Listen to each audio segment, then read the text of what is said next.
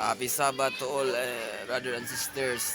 Nandito kami ngayon sa malilim nga dapit. Ano? Kita niyo naman ang punong kahoy. Ito ang protection sa atin tuwing summer. Kung wala ang itong kahoy, wala tayong protection tuwing summer. Ito ang pinakamaganda talaga. Ang kahoy dapat alagaan natin.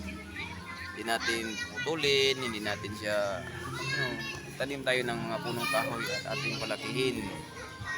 Kita niyo naman kami dito kami nagpahinga kasi maliwalas ang dapit na ito. Ito kami sa mga punong kahoy.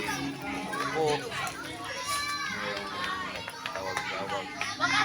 tawag kanya si Ninong.